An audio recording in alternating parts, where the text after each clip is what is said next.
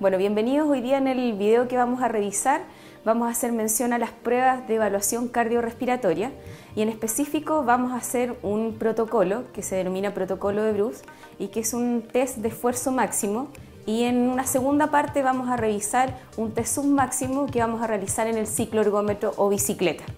Pero antes de realizar los test en sí, nosotros debemos considerar algo relevante, que es la medición de parámetros vitales y considerar también algunos aspectos de la anamnesia o la historia clínica del paciente.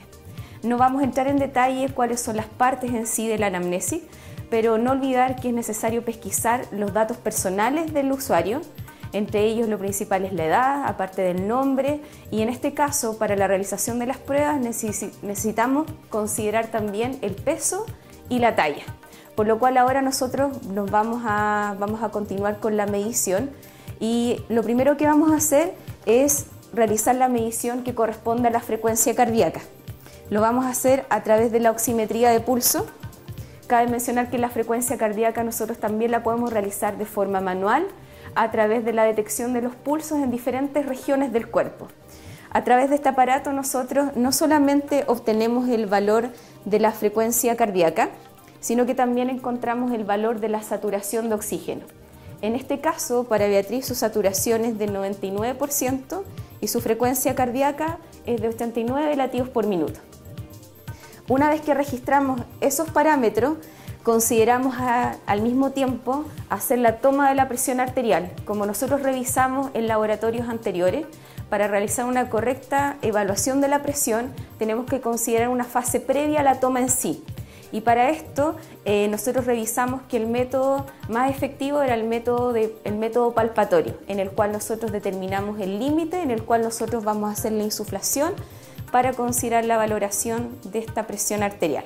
Entonces ahora vamos a realizar la medición de la presión arterial. Todos estos pasos previos a la realización de las pruebas cardiorrespiratorias.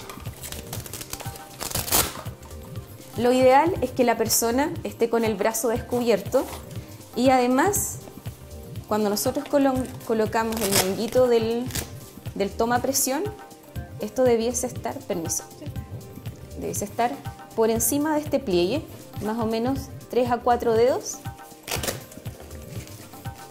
y además la idea es que esto tampoco quede totalmente apretado, pero sí que no baje desde la zona del brazo donde la colocamos.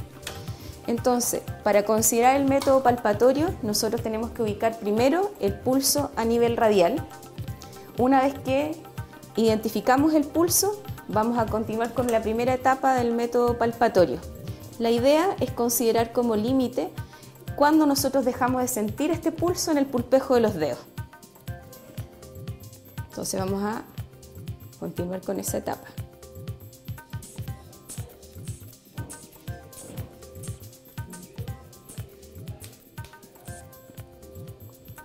Y en este caso, el pulso se pierde aproximadamente a los 110 que indica la barra de mercurio. Luego tenemos ese valor, nosotros le podemos adicionar 20 a 30 milímetros de mercurio, de acuerdo a lo que aparece en la literatura, y ese va a ser nuestro límite superior cuando nosotros ahora sí realicemos la toma de la presión arterial. Entonces de los 110 más 30 vamos a insuflar hasta 140 y realizar la toma de la presión. Lo que nosotros debiésemos esperar entre una toma y otra es alrededor de 5 minutos. Si no esperamos esos 5 minutos, podemos hacer la toma de la presión en el brazo contralateral, teniendo en cuenta, en virtud del tiempo, y ya ustedes sabiendo cuáles son las indicaciones, vamos a pensar que pasaron esos 5 minutos y vamos a hacer la toma de la presión arterial ahora. Para lo cual recordar que después de haber realizado la primera etapa, ahora consideramos como límite 140.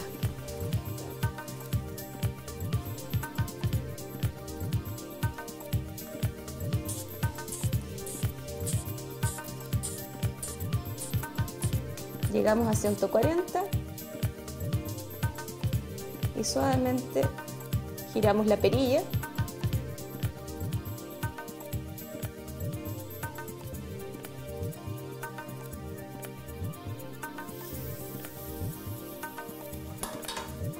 Y a través de la auscultación con el fonendo identificamos el primer ruido y el último, indicándonos nuestros valores de presión arterial sistólica y diastólica. Para aquello, en este caso, Beatriz presenta una presión arterial de 100 con 60 milímetros de mercurio.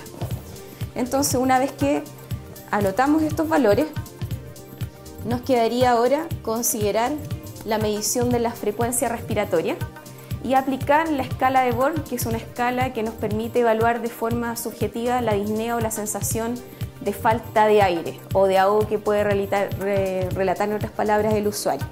Para realizar la medición de la frecuencia respiratoria le vamos a pedir a Beatriz que adopte la posición de cúbito supino en la camilla.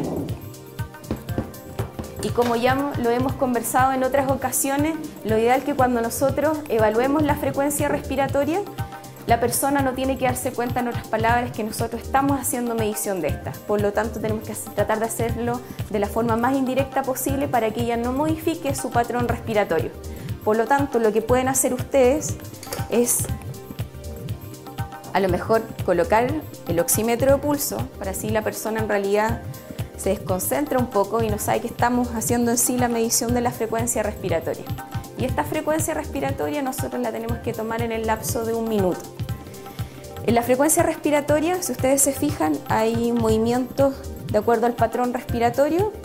Beatriz tiene un patrón respiratorio de predominio abdominal, por lo tanto, en este caso me voy a centrar más en la observación a nivel abdominal para contar cuánta es la frecuencia respiratoria que ella tiene durante 1 minuto. Entonces vamos a tomar el tiempo y vamos a contar esta frecuencia respiratoria.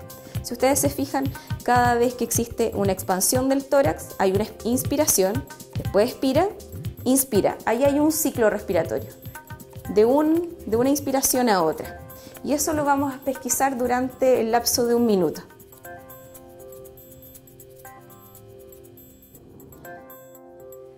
Una vez que ha finalizado este minuto, nosotros obtenemos el recuento final de la frecuencia respiratoria.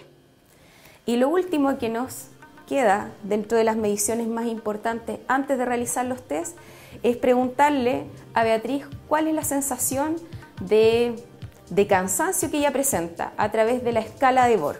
Y para eso le vamos a mostrar a ella que nos indique qué valor de ella presenta en estos momentos, teniendo en cuenta que la escala de Born es una escala que va del 0 al 10, en la cual 0 en realidad no siente nada de cansancio, hasta el 10 que es el esfuerzo máximo que ella pueda presentar. Entonces ella me tiene que indicar el valor que le da a la sensación de cansancio que ella presenta en este minuto. Beatriz, tienes aquí la escala, asiento, tienes aquí la escala del 0 al 10, 3 significa esfuerzo moderado, por ejemplo del 7 al 9 da la sensación de que relata como muy duro la sensación de esfuerzo, y 10 es el máximo. ¿Qué valor le colocarías tú ahora a tu sensación de cansancio? 0. 0. Y ahí pesquisamos también ese valor. Cabe mencionar que todas las mediciones que realizamos al inicio, previo a la aplicación de los test, son los mismos parámetros que vamos a evaluar posterior a la realización de los test o pruebas cardiorrespiratorias.